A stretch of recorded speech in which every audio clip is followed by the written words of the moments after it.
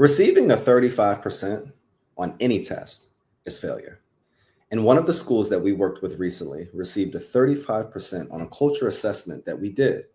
Now, we're not calling the school a failure, but in the realm of percentages, the school had some serious problems that we're going to talk about in this episode.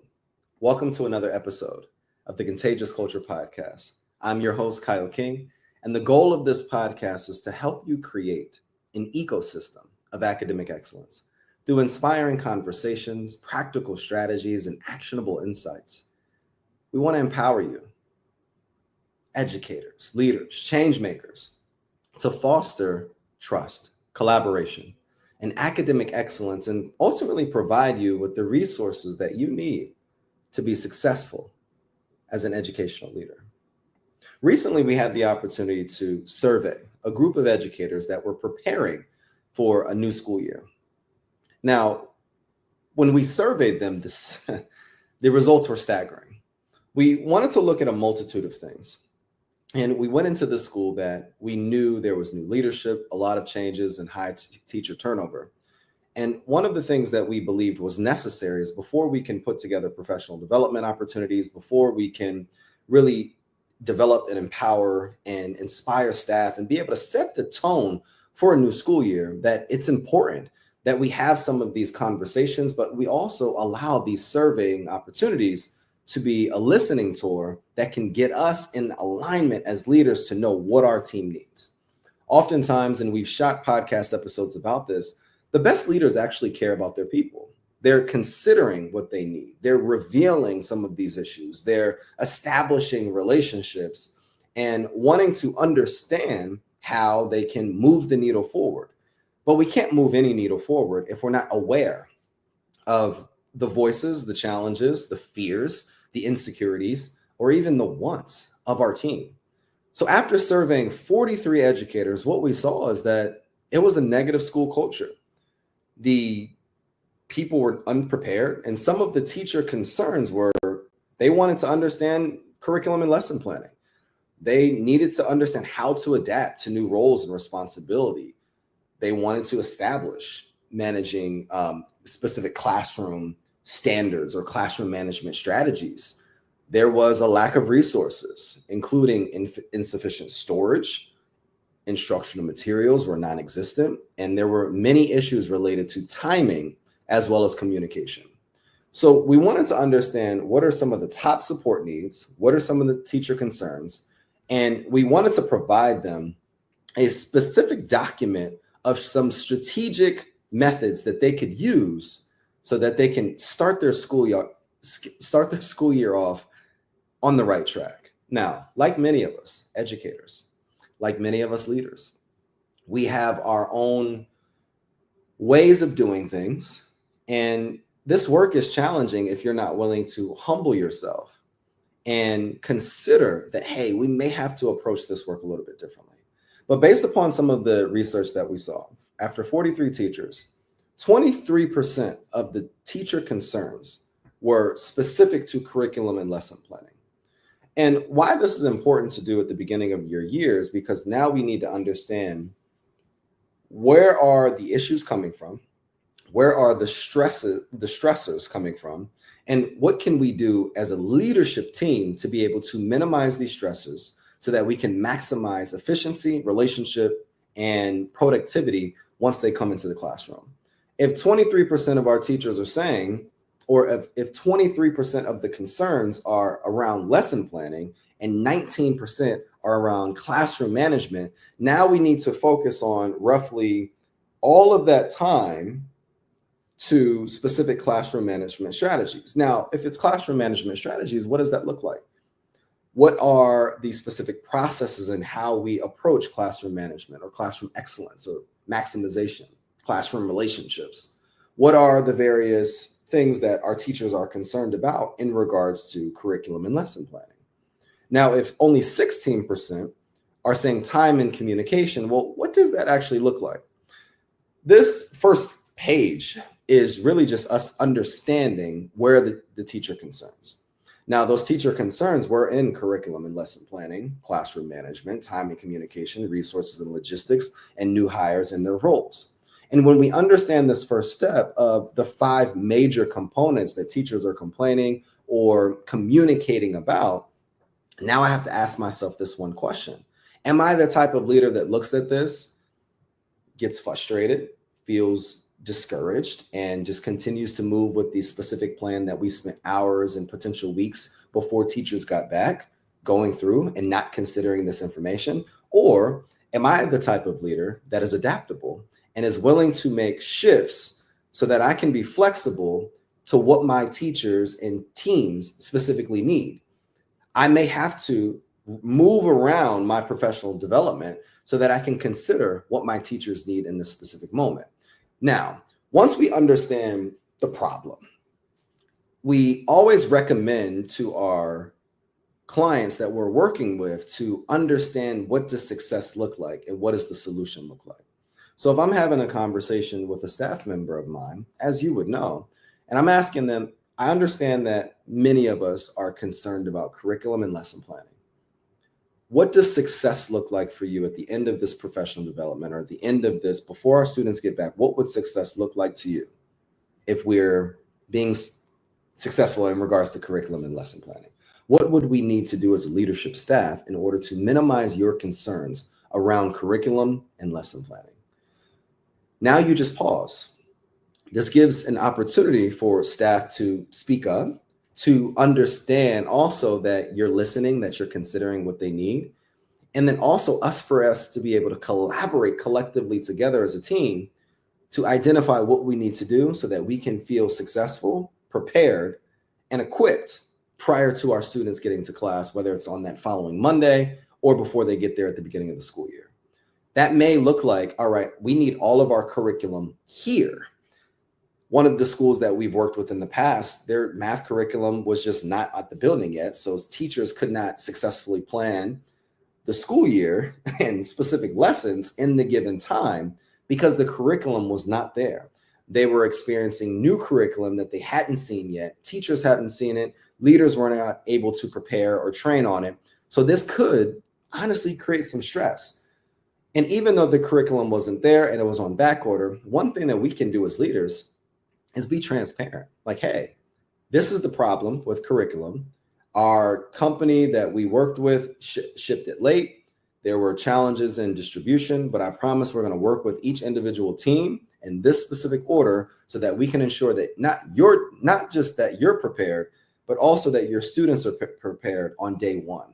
This is how we're going to approach this specific curriculum. And we've connected with some other schools to be able to bring their teams in, and they're going to coach us on this because they're already utilizing that curriculum. Now I understand what I need to do. Now I'm able to understand specific needs that my teachers need, and I've put a plan in place now that minimizes that stress level. If I understand that classroom management is an issue for specific teachers, I have to also ask myself, well, what are these teachers actually concerned about before the students even get there? So what are our standards in regards to classroom management? How do I design classroom environments that are safe, that are supportive for our students, that are fearless for our students, that are engaging for our students, that are adaptable for our students? How can I create environments that our students are thriving in, where our students are able to be engaged in lessons or ask questions? What are our standards? What does progress monitoring, academic monitoring look like? What does it look like when I'm engaging with students, and how can I get them to ask questions? Or what does lesson planning look like from a series standpoint? And how do I break down my lessons to keep students engaged with a warm-up, with a specific question, with objectives, with guided practice, mini lessons? What am I doing so that I can ensure that teachers and students are engaged within the classroom? See, if I understand that we're concerned about classroom management, that shows us that there may be some more professional development to be able to give our teachers and educators the confidence that they need to come in on day one and be able to produce at a high level. 4 of the concerns and the supports that we leveraged and we understood that the school needed based upon, again, teacher feedback. 35% of teachers communicated that their top supports were mentoring. 23% are just resources and materials. So when we continue to build on the top two needs and concerns of our teachers that we worked with at this school, number one was curriculum and lesson planning, the lack of thereof resources or how to engage with the resources that were in front of them. Number two was classroom management. This served as almost half of the specific diagram based upon teacher concerns. But as we continue, we asked them, what are some of the supports that you all needed? And the staff expressed a strong need for mentorship programs and ongoing professional development to help them succeed, and access to more instructional materials and organizational tools, especially for ELL and low-performing students. This was crucial. So they wanted to be able to have regular team meetings. They wanted to be able to collaborate across grade levels. They wanted support for staff culture. Also, there was an emphasis on how and what the standard of success was for this school. When you have many new teachers, even teachers that have been in your program that are moving grade levels, working with individuals that are new, what are the specific supports that are going to help us not just minimize concerns, but be able to get us to a place where we're executing and achieving all of the various little goals to be able to get to the standard of excellence? Have we established the standard of excellence? So now if I see that our top support needs in engaging with the school are mentorship, well, what does mentorship look like? Are we going to talk about this in the weeks leading up to students coming back? Or are we going to talk about this during team meetings? How are we approaching this as a leadership team? Again, like it says at the bottom of the screen, the energy you bring is the culture that you create. So if we're bringing in an energy of listening and consideration and empathy, and we're saying, hey, 35% of the support that will help our teachers is mentorship, then how can we work with our board and our leadership team, or even provide resources where we can create, whether it's a book study, whether it's one-on-one or group mentorship, what are things that we can do to be able to ensure that our teachers are supported? On top of that, an additional 23% of what we saw is resources and materials, curriculum, resources in the classroom. And like we specified in this report, access to more instructional materials for ELL and low-performing students. Our teachers want to achieve at a high level. Our teachers want to be prepared. Educators want to have all of the tools necessary to be able to drive success in the classroom. It's up to leaders to be able to provide them with the supports, the resources, the encouragement, and the guidance and vision so that they can be able to have the resources to be successful for their students. As we continue to build on this, so the first step was understanding where are we at in regards to teacher concerns. The second step was understanding, all right, well, what are some of the top support needs that you all need? And we identified mentorship and resources. Then we had a tougher conversation with the leadership. And we looked at top leadership actions that we wanted them to take and that we recommended that if they took them, we would be able to have a major shift in what they're doing. And some of these key actions for leadership included improving communication and feedback mechanisms through regular check-ins and individual meetings, providing necessary resources and advocating for teachers, and establishing mentorship programs and modeling what those best practices look like. If we're focusing on building a cohesive and positive staff culture through collaboration and an open door policy, then this allows teachers to understand that they're listened to, they're valued, they're respected, and they're a part of a team, not just individuals that are serving an institution. One of the biggest challenges that we've run into in having these conversations is that leaders need to step out and understand that they're here to serve, not just here to dictate. If 28% of staff are saying that communication and feedback need to be improved, if an additional 23% are saying support and resources, then we have to pull back the curtain and ask ourselves, well, what does communication, positive communication and feedback look like? If you want us to model best practices in specific teaching strategies or even classroom management strategies based upon the data that we saw, well, what does that look like successfully, and how best can we support you? Now we have to look at our leadership team and potentially delegate these specific things, because it may not need to be left on one specific person. It's not the weight of one individual in regards to the director or the principal or even the assistant directors. How collectively can we even potentially promote other teachers or individuals within our building to be mentors, to model best practices, and be able to have a spirit of collaboration across our building where, based upon what we heard, based upon what we saw, based upon what we want, and based upon what you need from us, how can we work collectively to be able to improve not just cultural aspects of our building, but aspects that will lead to high academic achievement, high teacher retention, high engagement in the classroom, and overall a school community that is reaching and exceeding standards that have been set at the beginning of the school year. Now, when we look at all of these factors, whether it was teacher concerns, top support needs, as well as top leadership actions that needed to be taken, we made some recommendations. Based upon all of the teachers that we spoke with, we met one-on-one with every single educator, and then we had a comprehensive conversation with leadership. Number one was we need to establish some form of mentorship. Why we recommended that is because we noticed that 40% of their staff was completely new, whether it was new to the specific model that the school had in regards to 40% of their teachers were unaware of this specific type of teaching model, or even what we saw is there's a lot of new teachers. So whether that's providing new hires with experienced mentors or providing training on specific curriculum, classroom management strategies, or how to teach within this specific model, we needed to be able to have comprehensive professional development on the front end, but then also mentors that were already excelling in this model that could move them forward. One of the challenges that we've recommended and that we've understood and seen is that in education, there's not much of a pipeline of leadership. What we recommended to the school is, rather than all of this pressure falling on the director, assistant director, and the leadership team, we wanted to have them identify ways to develop leaders within their building. What this looked like was absolutely amazing once they started leading that work throughout the rest of the school year. But establishing mentorship programs was number one, and then we provided them steps on how to do that.